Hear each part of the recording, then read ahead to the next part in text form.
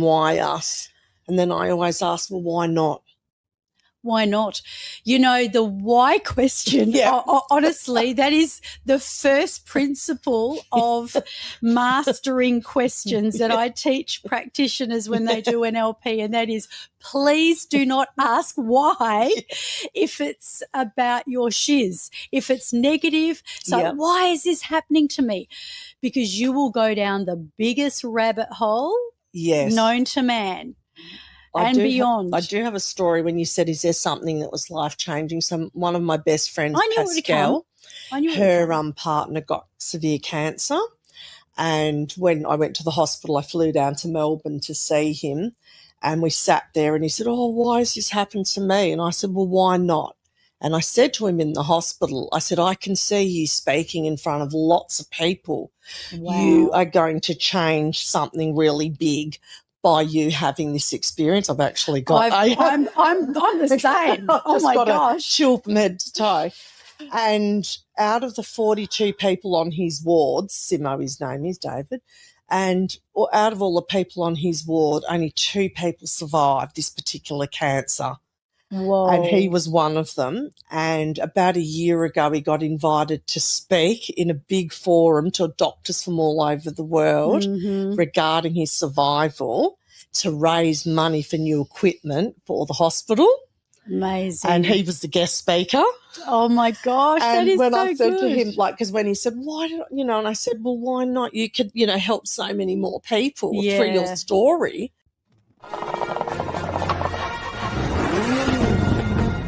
5, 4, 3, 2, 1, go. Edge Radio.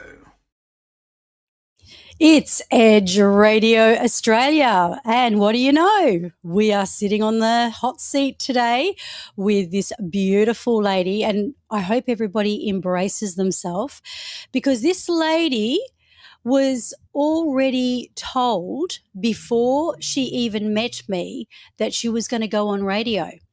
And here she is. So let's speak to this beautiful woman, Christine. Hello, how are you going? And it's so good to have you. And can I just get you to bring your mic up a little closer to your mouth, Christine? That's amazing.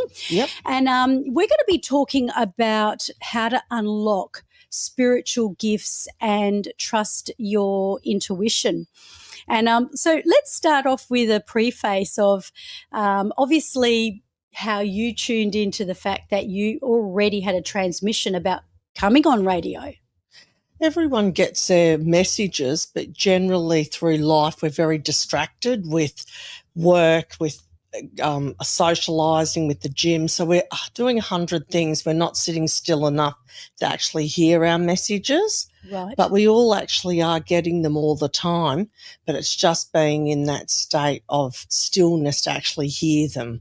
Wow. So you believe that everyone has this kind of inner knowingness and this intuition, and the only reason that many people perhaps can't hear it is because they're blocked through their noise? That's right. That's exactly right. So when you're being too busy, or you're a workaholic, or drugs, alcohol, all different factors cause roadblocks. So when you've got a roadblock, that sort of stops your messages coming through clearly. So it's just about sitting in stillness, aligning, making sure your chakras are aligned so that you can actually align and hear the messages. So that's really important. So we've all got guides, helpers and teachers in spirit, but it's just a matter of being able to communicate with them, just like I'm sitting here talking to you. Yeah. And then you'll have people in spirit talking to you. So you could have family members, guides, all different people. Okay, so let's just preface this. So Christine is a gifted healer, comes from a family of mediums and psychics. So let's go back to the very beginning of when you discovered you had a gift. So what were some of the signs that I guess you knew you were different? Probably about 4 years old. I actually, probably 9 months old, I think the family knew I could speak 3 languages fluently at 9 months old before I could walk. No kidding. So Mum was like, okay, she's a bit different. And it wasn't like cat mouse. It was like full conversations in 3 languages. My So Mum was goodness. like, okay, this girl's a bit different. Wow.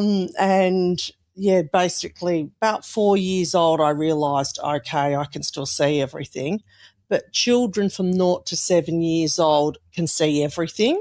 It's generally after 7 years old that they become earthbound. And once they're earthbound, that's when they transition. And sometimes when they do see things, it scares them. So the nightmares or fear gets in, and that usually closes that door, and then they don't see after that. Wow, For that's other so people, interesting. it stays open. So are you like their veil is lifted? So, you know, I know that from an NLP point of view, the neuroplasticity of a child's brain is a lot more open, supple, hence why they are learning. And interestingly enough, Christine, when I was 7 years old, I had a rather spiritual encounter. I can't say I have these kind of things that go on in my life a lot. But in this case, I saw a vision. And as a child, I woke up, I wasn't scared. It was almost like the aura or the outline of what my mum and I both say today was Jesus. Yes. So it was like Jesus was standing there and, you know, showing me, you know, his aura. And the very next day I told Mum, and she said she'd seen exactly the same vision.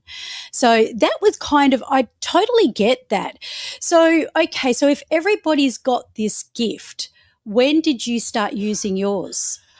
I started using mine. I started about 18. I thought, oh, I might study astrology. So I studied astrology for 2 years with the amazing Warwick Sayer. He's an amazing astrologer. And then he sort of said, oh, look, I think your gift's a bit different.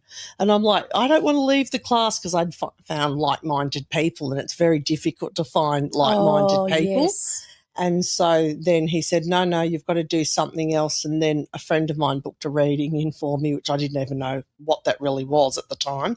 And the lady, when I was going to leave, said, and I'll see you on Wednesday for Circle. And I was like, oh, okay.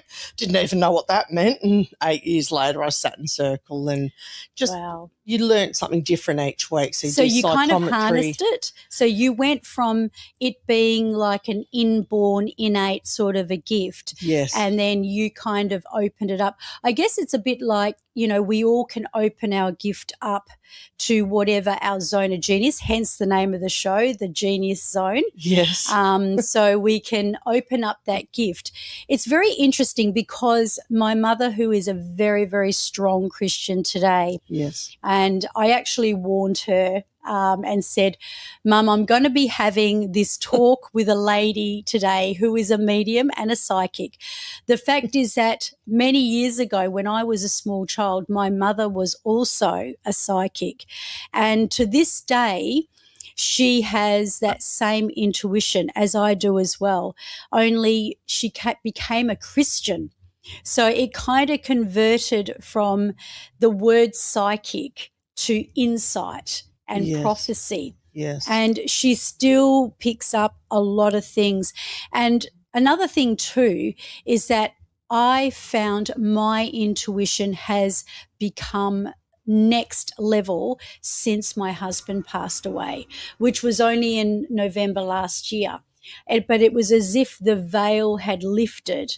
But we can talk about things like that a little bit after. But let's talk about you actually solved a criminal case. Yes, I did. In the eastern states. Yes, I did. Through your ability. Can you talk us through that? Because that will be a very exciting story.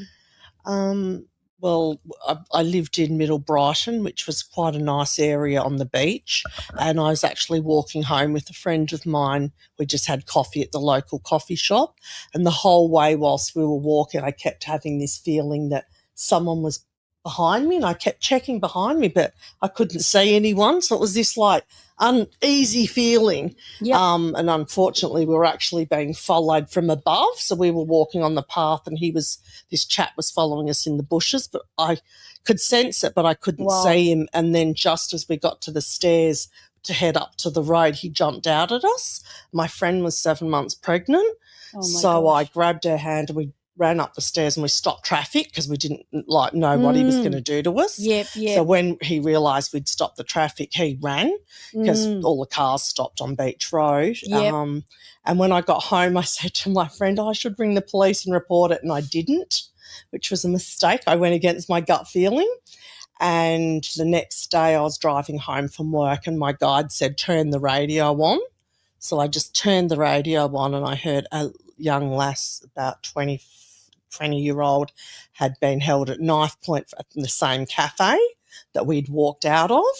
And straight away it was just like there's no such thing as coincidence. And I just knew in the heart of heart, I thought that's the same chap. But I had a real good look at him because when he jumped out at me, I actually looked at him. Right. So I had a clear picture of him. It was dusk, but I still had a really good view of him. But unfortunately, because we hadn't rang the police the day before, when we rang Crime Stoppers, they sort of like, that could be just random. And I'm like, no, it was definitely him. And so they didn't really, the first time I called, they didn't take it serious. Then a few months later, it was on Crime Stoppers again, and I rang again and said, look, I definitely know who it is. And, And I think, too, they become very wary about psychics. I didn't say I was psychic. A lot of people do, like the Gus Lamont case. Yes. The little boy, the 4-year-old boy that went missing very mysteriously, and there were so many psychics that and one of them was actually right. So I didn't really tell them that. All I said was the incident that had happened. So what I did was I sat in meditation because it kept waking me up in the night. I was really concerned about it. I thought this person has to get off the streets. Absolutely. So I actually sat in meditation and got a clear vision of how he actually got to the destination by train and all the details. Mm-hmm. And then I rang back a third time and they didn't take it seriously. And then the fourth time the detective was at our local police station. So I worked professionally. I went down and met him. And I thought it's probably better if I meet him in person. Yes. And then I gave him all the details that he came by train the day before, he was in the area and hence carjacked a girl at knife point. And eventually they took it seriously and they called me back and I did a photo of what the man looked like. Mm-hmm. And I'd forgotten about it because it's sort of you're busy working, and then about 2 months after I did the photo, the man drew up a sketch of him and they do the eyes and all different things. And then I was actually at work and it was an unknown number and they said, I just answered it. I thought, I don't know who that is, but I'll answer it. Yes. Yep. And it was the police officer and he just thanked me they solved the case. They solved it. I think he wanted to ask sort of how I knew all the details, but he just said, look, I don't know how you knew all that, but thank you very much. Yes. And you're right. And I'm just was happy that, that, and look, he's off the street, I think basically. they do occasionally, forensics. They will occasionally bring people through, especially if they are well renowned. But I hear what you're saying. So number one, to open up that intuition, we've got to be in that nice, calm, clear and peaceful state. Yes. So the mind's got to be clear. That's right. And with that mind being clear, they say to meditate, they say to, allow yourself to be present so that you can tune in. And I have to say that I've been getting a lot of downloads myself. So since my husband passed away, and I've just had a download recently. I've had a lot, but this one came quite urgently without any facts attached whatsoever. Yeah. And interestingly enough, I decided I needed to act on it and the time of it when it came. So I was kind of I had this intuition about someone very close to me that there was trouble, there was strife. And then I went to sleep, and then the next morning, and I still had it. And so I thought, I can't just hold on to this, even though I had no facts. And that's what makes it harder. You have no facts. You don't know. Waking me up in the night as well. You don't know for sure whether it's true or not. Interestingly enough, my mother and I discussed it with my mother, and we discovered it was true. And it was right to the point. We've got some questions, and I think, for people out there that are really, really wanting to tap into their own intuition, but please do, yes. On what you said. So the most crucial, important part is if you do get messages, that about 80% of the messages are actually symbolic. They're not literal. Yeah. And this is where it can be, like between a good mechanic and a bad mechanic, a good medium and a bad medium. It's just differentiating your symbolic and literal messages. Because if you go to somebody and they do a reading and they say, oh, guess what, Terry, you're going to buy a new red car, because they see a red car, but the red car could be a vessel, a journey of love, to do with the heart and the car journey. It's like dreams, isn't it? I love, as I became a clinical hypnotherapist, we did study a chapter on dream interpretation. And, if you dream someone dies, it's not literal. So it's not literally that someone or that person dies. It's that you might be dying to something that's going on in your life. That represents a closing chapter. Death and rebirth. Yeah, cycle. Death and rebirth, a cycle. So, and it's interesting too, because even with the subconscious, I understand when people are sitting in the hot seat, they want to, quite often, because I tell them they don't have to tell me a lot of the content. It's interesting with reverse psychology that people want to tell you. Yeah. So you'll say, look, you don't have to go into it. And then suddenly they're telling you their most intimate secrets. But the reason, and I feel like it's attached here, the reason that it's not important to know content is because it's based on the subconscious and the above super consciousness, which is metaphoric. Yes. And symbolic. So it's more relevant to find out what is the feeling. That's right. So the feeling behind it, like, is it a feeling of fear? Is it a feeling of helplessness? Or is it what that feeling is? Because the chances are, like what I was teaching in the workshop, people have probably had 1,000 different experiences, but somehow there's been some very significant ones. So can you tell us maybe a little story about, before we hit the road running with some of these questions, yes, about how you have been able to see into someone's life and how it's helped someone, perhaps through your readings or through your mediumship, or maybe a story that will really enlighten the audience to really get hold of what you do? Well, basically, you're giving people a guide of what their life is going forward, and teaching people that if we carry the past, we can't move forward. True. So forgiveness is our big one, making sure that whatever happened in our life, we have to let go of that to make space to move forward. So and expectations is another big one. Like, there's not many people, and it's a really hard thing to give without expectation. Like, when we give something, we're subconsciously always wanting something back in return.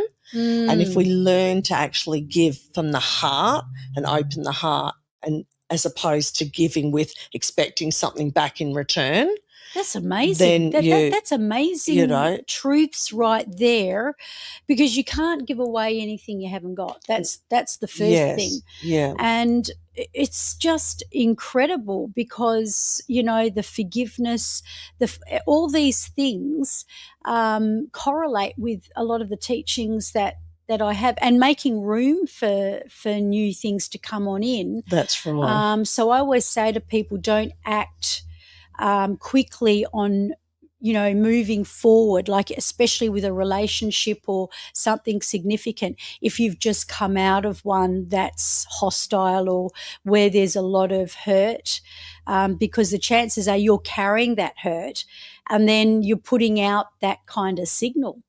And the thing that I get a lot of people, and they'll come in for a reading and they want to know, oh, am I going to, meet my, my lover, my, romance? Yeah. And I say, well, tell me 10 things about yourself.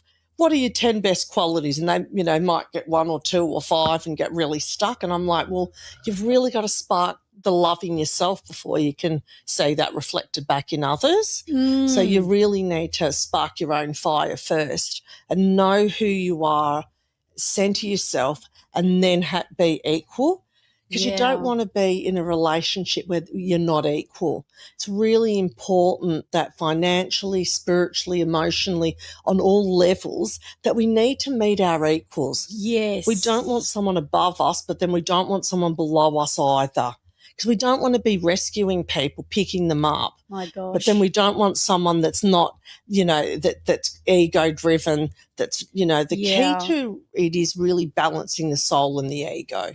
I love that. And that's, once you learn how to balance, you need your ego, because that's your egoic self. Without your ego, you can't be successful. You can't, have your house. You can't, have all the wants and needs.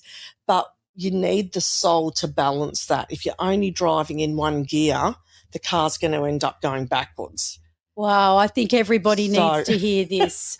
You really need to make sure that and relationships are the key. You have to have balance in a relationship. Yeah. And I'll have people come to me and they go, oh, my husband had an affair or my wife had an affair. Oh, I had no idea, and I call BS on it. Excuse the French. Yeah, no, that's French. Okay. You can speak French. We speak a lot of French around here. Because I call them out on it, because there are signs, but you chose not to see them. And, there's signs at the start as well. Yeah. But sometimes because we're lonely or there's all these other reasons. We ignore the red flags. We're ignoring the red flags. Yeah. And it's just like, well, hang on, you're worthy of more than that, But aren't people also attracting in to their own existence, like a learning that they need to learn? Like quite often, if it's a sabotaging relationship, like there's something going on around my life at the moment where I can very much, it's not myself, but very relative. And it's you can see the pattern, and it's, why do people attract that same kind of situation? And I spoke to this person very recently, and I asked her, what is it that you need to learn? Because, the soul needs to learn. It's like, if you look at it from a logical point of view, you take out a 17-year-old to learn to drive a car, right? You're not going to put that 17-year-old in the car and let them drive until they've learnt. So they need to learn, isn't it? So that's what I say to a lot of my clients. If you've gone through these relationships that have scarred you and have hurt you and have pained you, first of all, you've got to take back your control. Yeah.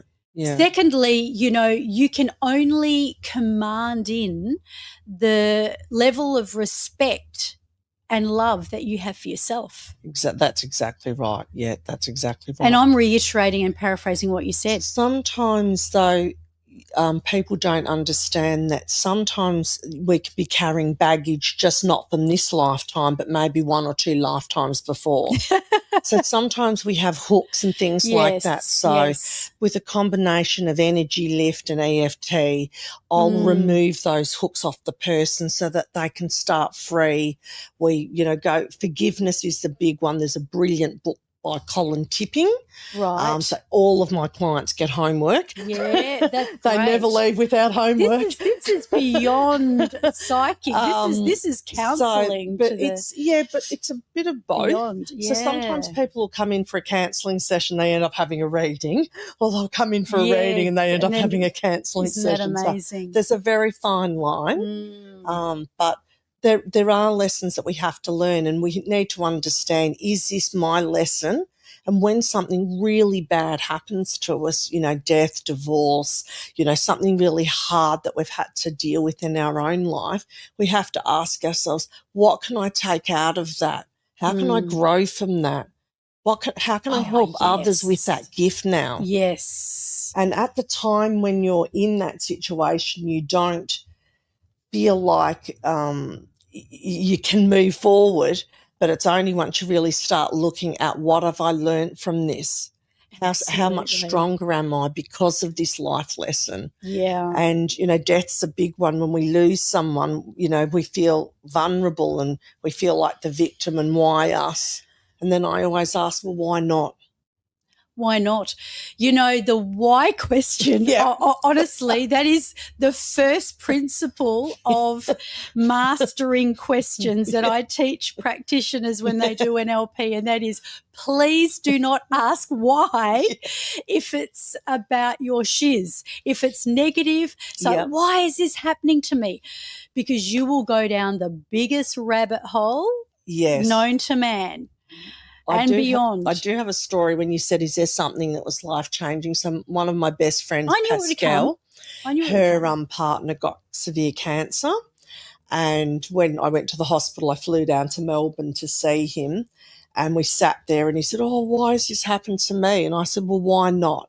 And I said to him in the hospital, I said, I can see you speaking in front of lots of people. Wow. You are going to change something really big by you having this experience. I've actually got... I'm the same. Oh, my gosh. A chill from head to toe. And out of the 42 people on his ward, Simo, his name is David, and out of all the people on his ward, only 2 people survived this particular cancer. Whoa. And he was one of them. And about a year ago, he got invited to speak in a big forum to doctors from all over the world regarding his survival, to raise money for new equipment for the hospital. Amazing. And he was the guest speaker. Oh, my gosh, and that is so good. when I said to him, because when he said, why did and I said, well, why not? You could, help so many more people through your story. Oh, and yes, so it's like sometimes when we're in that, we can't see it, and then the doors open and we're like, but definitely you need to forgive yourself a lot of the time as well. Yes. Sometimes we're quite hard on ourselves. Yes. So you were able to ask him the right question, why not? Yeah. What I will also recommend to people, which will give the same kind of, that is a massive outcome.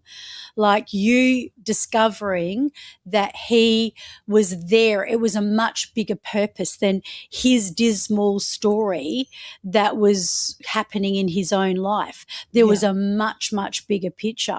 That's right. And that's why I always say to people, the what question, what is the purpose of this? What is it that is in my future that I need to know now, and I need to get ready for combat? But we don't always need all the answers.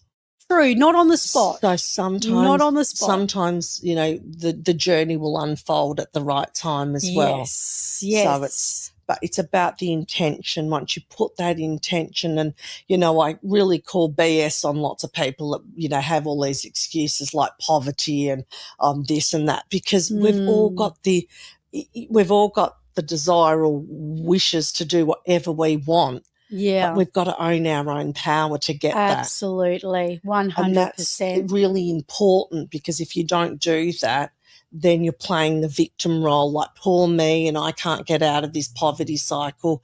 Or you can think, oh, I'm going to be successful. How's that going to spark a fire in me? Yeah. So I love that. How is it going to spark a fire? Yeah. Wake up in the morning and say, what am I going to do today that's going to be, it's going to move the earth. It's going to change the world one person. For the better. So I have hundreds of people come to me when I walk down the street, and people see me, and because we live in a small town, so so a lot of people know me. So you're famous in your small town. But they'll come up and they'll say, thank you, you changed my life. Yes. And it's just really giving them the tools that they already had. Yeah. But they were stored so deep that they couldn't get them out to use them. Exactly. It's just, I love what you're saying. You know, here's me saying, well, you know, we come from the psychic kind of gift mix ourselves in our ancestral lineage. Yes. And we've sort of become Christian. What you're saying is just so on point with what I believe, what I teach. Here's our first question. So this comes from, is it Janice? I believe so. Janice from LA. When intuition comes through for you, is it a feeling, a picture, or a strong knowing, a voice, or something else entirely? What a great question. Excellent. Because I would say that this woman, you probably know a lot about even neuro-linguistic programming. A lot of people that do NLP follow. Yes. So they understand about the senses of visual, audible, kinesthetic. Yes. So how would you answer that? All of the above. So sometimes it's usually it's my guide speaking to me. So when I was driving along, like I said, I got the message, oh, you're going to be on radio. And I just like, oh, okay. And it's like having a conversation with my sister sitting next to me. But so it was audio? I can hear it. It was audio, right. But when I'm doing a reading, I will see the messages come through. So I literally can see it just like you sitting there. I'll see if the person sitting in front of me, if it's people on their mother's side of the family, they'll walk through on the left from where I'm sitting, and if they're from the father's side of the family, they'll come through on the right. But the thing is, when people come through from spirit, sometimes they show themselves when they were at their prime.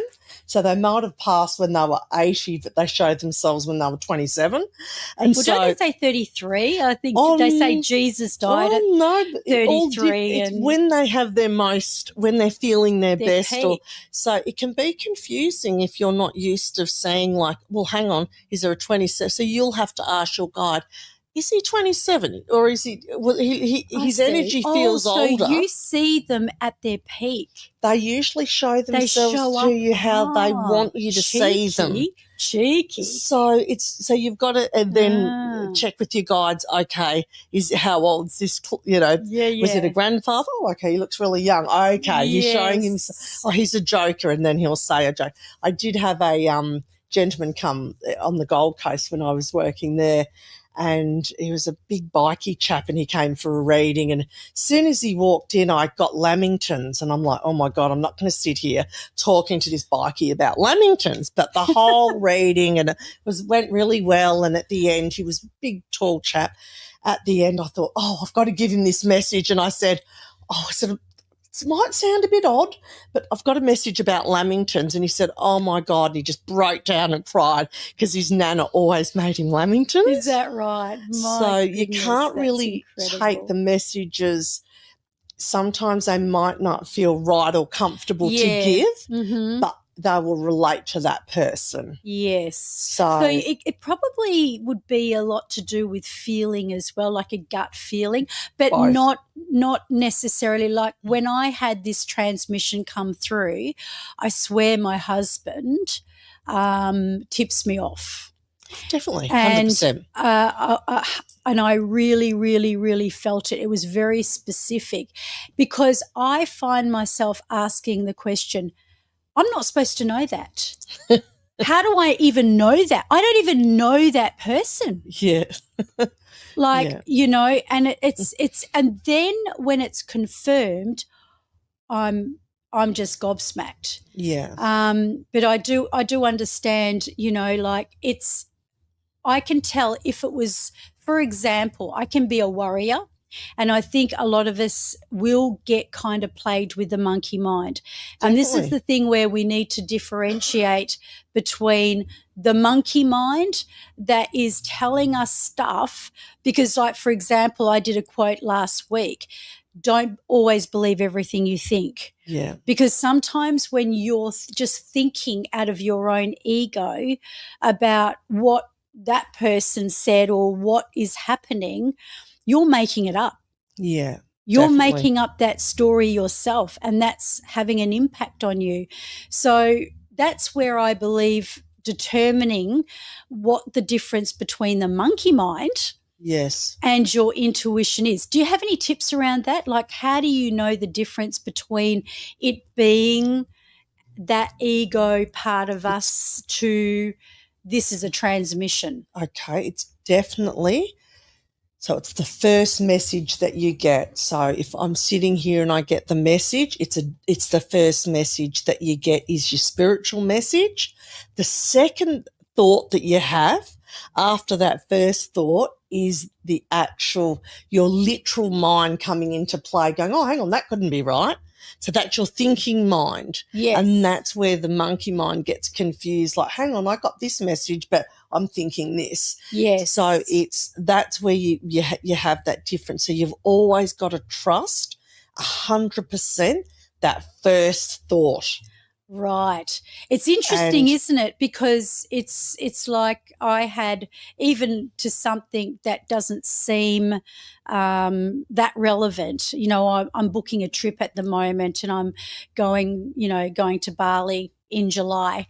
And then I wanted to look for somebody else, and it was actually my sister. And, you know, I found this flight, and something said to me, no, I'm supposed to tell her about that. And, you know, we haven't been able to get anything close to it. Yeah. And it's almost like things sometimes just drop in your lap. But I took the words out of Bronnie's mouth. So Bronnie's from New Zealand. Yes. She's highly intuitive, and she wanted to know the same question, like, how do you tell the difference between genuine intuition and your own thoughts, fears, or wishful thinking? So I think if I was going to come back with something on that, yes. If, for example, it was my monkey mind that had been leading me and guiding me recently in relation to someone close to me, I think I would have been in my usual state of panic. Yes. And I would have been overthinking, and I would have just been kind of in my own typical pattern that I can get into occasionally. Yes. Where this wasn't. I was very calm. Yes. It wasn't there. I wasn't thinking about it. And then all of a sudden it was there. Yes. And I went to sleep, and I woke up, and it was there again. Yeah. Well, that's generally a message. And because it's your unconscious mind as well. So the difference between, all of your intuition is exactly the same. Your intuition does have fears, it has worries, so all of that is encompassed in your intuition.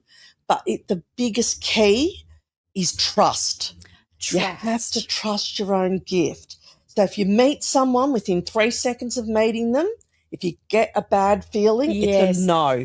Yes. Trust that. That's all I can say. So the first few seconds, you reckon? Because when other people come into it and say, oh, no, they're okay, and you're like, well, hang on, I've got this funny feeling, and why am I feeling like this? So it's really about learning to trust yourself. And even with the gifts that I have, I've had situations where I didn't want to trust and I didn't want to listen. And, you know, sometimes it's just silly things, or, you know, it can be, we were going to a friend that's a medium, Cassandra, in Melbourne. We were going to the Mind, Body and Soul Fair, and we both took the day off work, so we were wagging work to go. She got a babysitter for the kids and the whole kit and caboodle. I jump up in the morning, bright and sparkly, look in the mirror, and I hear my guide saying, "You're not going." And I'm like, what? I'm going. I've taken the day off work. Cassandra's coming. We're off to this, you know, great day out in town, you know. Pick her up, and I don't tell her anything because I'm like, I'm not going to spoil our day. We're going, you know. And I'm still ignoring this message that I had about 4 times in the mirror. And we get to the end of Beach Road, and it's like you can't see the ocean. There's a big cloud, and I'm thinking, oh, gosh, this is eerie. But I don't say anything. I just think, just like, oh, okay, just keep going. Turn the corner. We get all the way to South Melbourne. We're going to Jeff's Shed. And we're literally about 3 Ks away from the venue, and I'm thinking, oh, my God, was just talking nonsense. We're going. And my friend screamed at the top of her lungs, "Stop the car." She screamed so loud, I just hit the brakes and pulled over. And I go, "What is it?" "I don't know. We're not getting in the car. Get out of the car." And I'm thinking, oh, my God, is my car going to blow up? What's happening? She goes, "We're not going." And I was like, it was so loud. And I'm like, and I didn't want to tell her that I'd already got the message in the morning because I was trying to ignore my own message. Yeah. I'm like, I'm going no matter what. It's Yes. mind, body and soul fair in Melbourne. It's exciting, Oh, of course, I didn't want to miss it. But we ended up getting massages and we took advantage of the day, but we didn't go.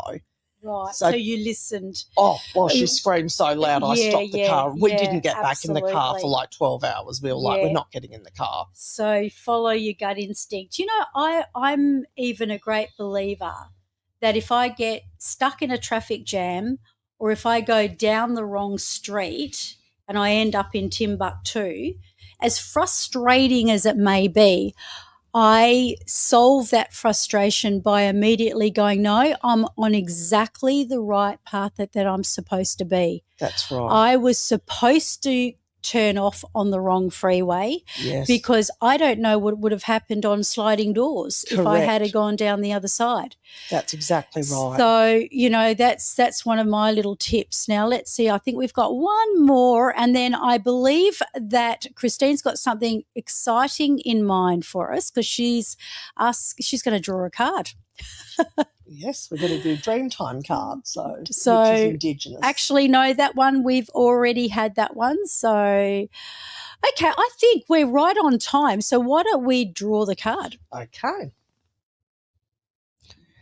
So when you're doing cards and things like that, the key and the most important part of giving a message is always making sure that you protect the space. So you always white light and protect the cards and the energy in the room. And can I actually ask for God to be part of this? Definitely. Because obviously I believe in Jesus and God. Yes, definitely. And I respect every other religion. I go to Bali and it's the island of the gods and it's an amazing place. And when you were talking earlier about Christians and about mediumship, so if we look back in ancient Greek history, the mediums, prophets would sit higher in the land before religion came through. Yes. And so all religions then afterwards came through. But if you actually look really carefully into all religions, they all still do have, well, Jesus himself was a medium. So, so he came back through. Yep. So when you actually look at the ancient history of, mediumship and how things worked, ancient Greek times, like they used to predict the Olympics and things like that. So, but unfortunately there was a little bit of confusion. All religions are amazing. So every religion has good things in it, but like people, they can be good and bad. Yeah. If you do something too much where we're still not balancing that soul and ego with religion or politics or whatever it is, that's when the balance can come. It's not balanced. Yes. So as long as you respect, I get a lot of Christian people coming. Of the faith. And it's just, but you're respecting yourself as well. Because if you look at ancient history, getting messages and seeing people and dying is all part of living. Yeah, and we live. I heard something the other day. We live to die. Yeah, and we are born so that we can die. Our bodies know how to die. Unfortunately, people have fear. And then when we die, it. we die to live. And That's so right. Christians will, understand, and people with faith will understand that there's something bigger and That's greater right. beyond. That's exactly right. But anyway, we're there you go. going low on time. So, I'm going to pull it. All right. Yes. They're your cards. So you just shuffle those and pick out 4 cards. Oh, really? Yeah. Okay. Oh, here we go. Let's What's have up a look for you today. And is this going to be around me personally, or is it going to be? I don't know. We'll see. Okay, we'll see. So no intention here whatsoever, but except that 1, yes, 2, 3, 4. There you go. Thank you. Sorry, I've given 5. I'll take the 5th one. You want the 5th yes. one? Okay. Yeah, there was a must reason, be a reason for that. Okay, here we go. Drum roll. So the first card, these are Dreamtime cards. They're very spiritual cards. They're from the Indigenous people. And the first message we have today is the gumnut blossom, and that represents contentment. Oh. So it's time now for you to feel that love and presence in yourself and to be content with the cards that have been dealt for you. Mm-hmm. As hard as that can be, sometimes I am quite content really at the moment. This is saying that more of that's coming forward for you. You're definitely travelling. We have the turtle coming. Not one trip, but 2. So I've just come back from Mexico and I'm off to Bali soon. There's 2 trips. So one's crossing water. We have a trip on land as well. The sea turtle will guide you on that trip and be with you and head you and open the doors that need to be open on that journey. It wouldn't happen to be down south by any chance, would it? There's 2, yes. There's 2 trips. But one's like crossing water, so one's overseas. My sister will be very interested to hear that one. So yes, so she might be coming to visit. Yes. We do have the waterfall, which is the release card. So moving forward, we'll probably look at having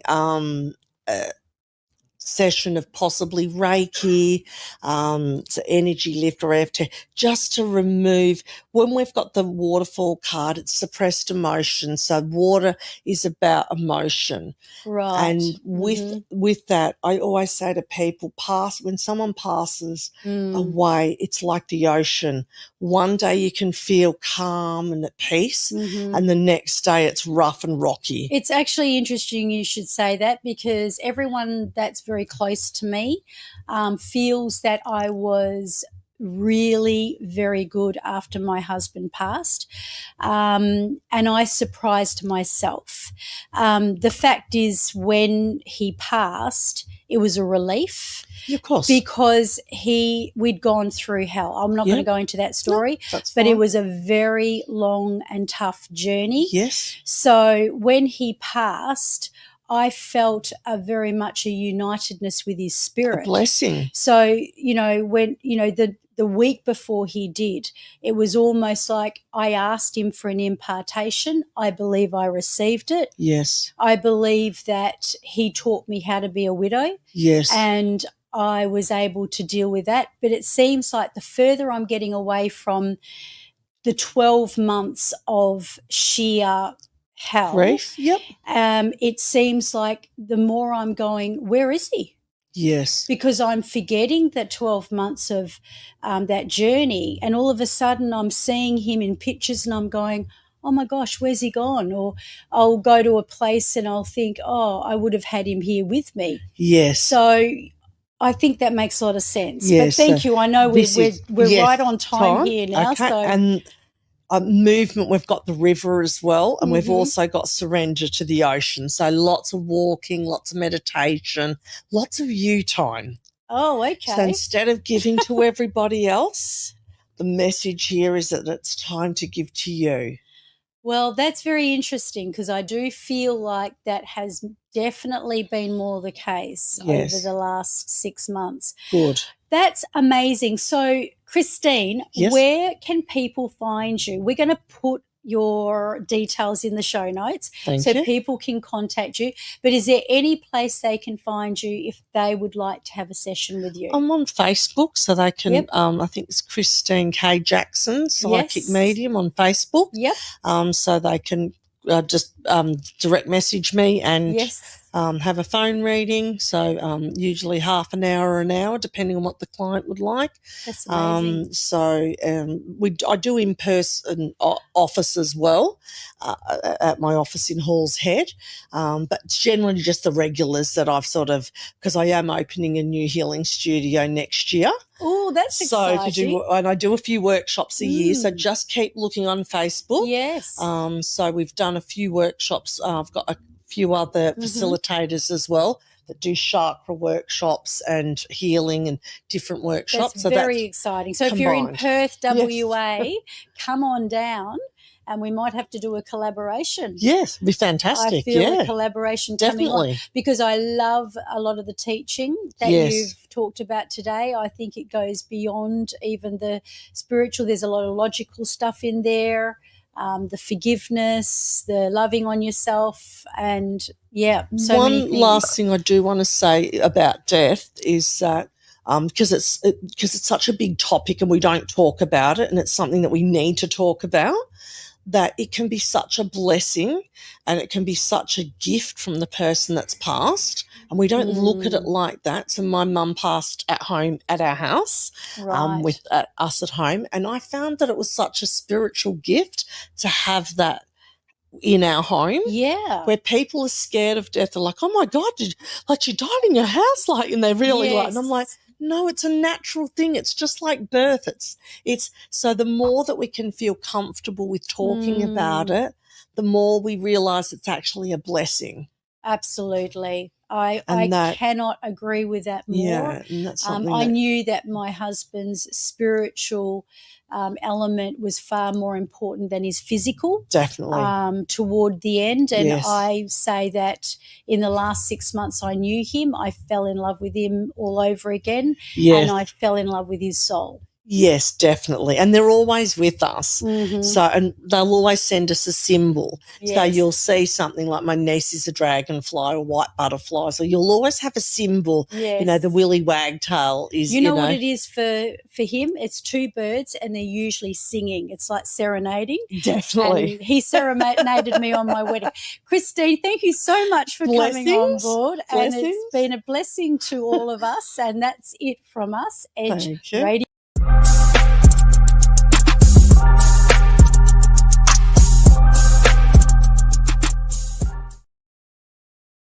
Show where we have explored through this various topic along with all the exciting new topics that we bring every week to enhance your personal mastery of excellence. Now, I'd love you to do me a favor.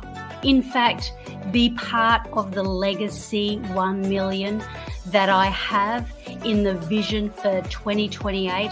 If you know someone who really would benefit from this recording, from this episode, please share it with them.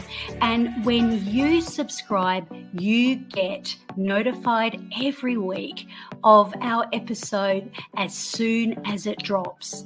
So let's do that legacy thing. Let's share, let's care, let's enrich.